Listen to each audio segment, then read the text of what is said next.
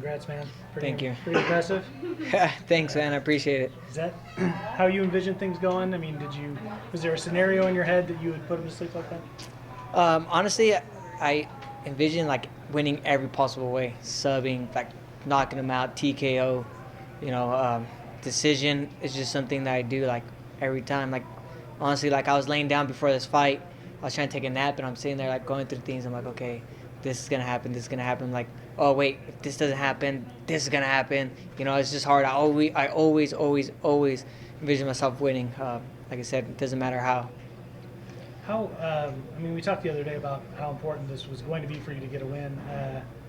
Take us through that and what the emotion was like as you walked out of there tonight. It's a great feeling. You know what I mean? Like people don't understand. Like this is my life. This is what I do for a living. I don't have another job.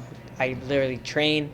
I mean, my other job you can say is I teach classes at the gym and help coach, but I'm around fighting all the time. I moved from Central California to down south just to make this happen.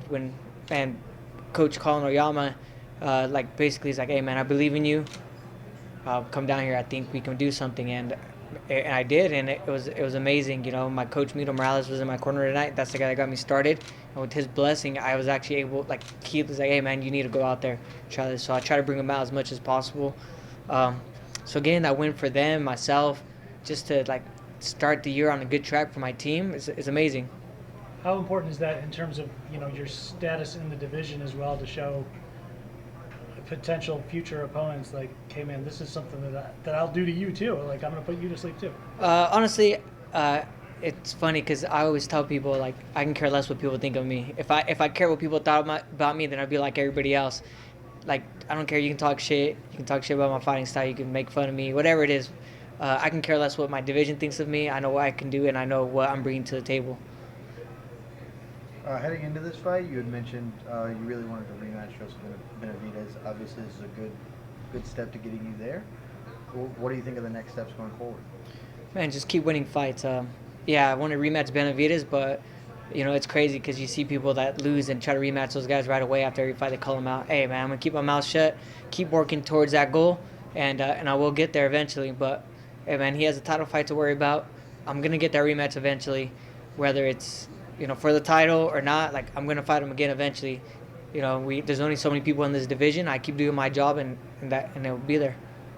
Speaking of that title fight, how do you feel about where the division's at right now? Do you think did the UFC need to strip Cejudo essentially, and do you feel better now that you know that there is a clear path going forward? Honestly, I've been saying I can care less about the top of the division because I'm not even there. Like Cejudo wasn't going to come down. I kind of figured that from the beginning. Why would you come down when you're the champion at 135? So you're going to cut that extra 10 pounds. Like I said, like I'm focused on myself and where I'm at. I can be. People talk about rankings all the time. I don't care. I knew I wasn't in the top. I knew I wasn't in the title picture.